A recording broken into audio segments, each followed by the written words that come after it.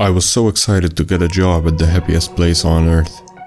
I grew up in Orlando, so my mom took me rather frequently as a young lad. And I was excited I could take mine for free from now on. I got a job as a nighttime security guard. I just had to sit and watch cameras. The parks aren't always empty at night, and I had to just make sure nothing suspicious was going on. I was so thrilled. I didn't have to put up with what day shift's guard did. They had to deal with drunk people in Epcot, those feeling entitled because they spent thousands, etc. I remember in training asking a guard if he's seen anything weird. He told me on the Haunted Mansion ride, they seen a woman throw her daughter's ashes out. When they confronted her, she truly believed her daughter would be a happy haunt she would see every time she rode the ride. Let me stop now and tell you, you will get caught dumping ashes and won't be happy with what they do to your loved one's remains. The strangest thing I was taught was code 999, another Haunted Mansion reference. I was taught to use it if you see something odd, something unexplainable. We usually rotated what parks we would watch, sometimes certain hotels or even Disney Springs. I got Hollywood Studios tonight. I loved being able to patrol the grounds and see how Galaxy's Edge looks. I love how they added Star Wars to the parks. I could see it away from the horde of tourists. I sat in my office watching cameras with my big mug of coffee they keep for us. And then things got stranger. I checked my watch and it was 3 a.m. I watched as Mickey casually waltzed down the street, going towards Rock and Roller Coaster. We never see characters at this time, and plus, most people traveling were gonna use the underground tunnels. I stared in disbelief as I seen a Donald Duck walking casually, then Goofy, then Pluto, then multiple characters, all going towards that way. My walkie was pure static, and I mumbled, "Code 999, repeat, code 999. This is Bill in AK, what's going on? Why are there characters in the park?" All I heard was pure static. My gut told me to wait and just see what happens. Maybe more security comes, maybe law enforcement, maybe just let whatever is gonna happen, let happen. But I figured I could go solo. My walkie wouldn't get a hold of any other guards in HS or anywhere.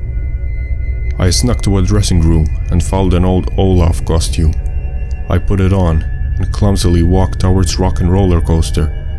All the noise wasn't there, but where Phantasmic was, typing this out feels so weird. It wasn't raining, but when I got near the commotion, it started lightning and rain smacked hard and fast. I glanced and seen characters fill the benches and seats around the area. On top of a large rock, there stood someone. I sat next to a Minnie. She turned to me and just stared. Didn't say any words, but just stared at me. She turned back and glanced to the stage. The intercom cut out. Ladies and gentlemen, boys and girls, here he is, Mickey Mouse. I watched as the characters began to bow and cheer. I tried to do the same, so I wouldn't get noticed.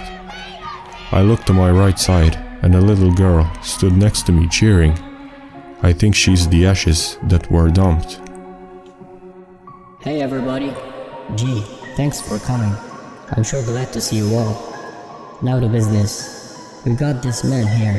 What's your name, pal? A man tied to a table was carried in by more characters. That was Jerry. He wasn't training with me. He looked beaten up, bloodied.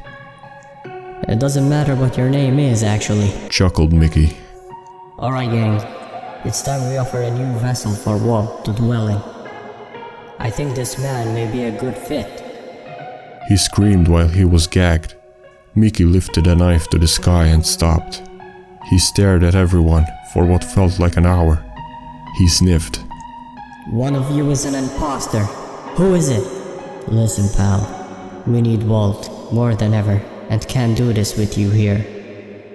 Characters shuffled around in confusion trying to find me. Then, the ghost girl whispered to me. Get out. I'm paralyzed in fear. This seems way too freaky. Then, my walkie went off. 10-4, code 99, on way double. I turned around, expecting to be mauled by characters, but everyone's gone.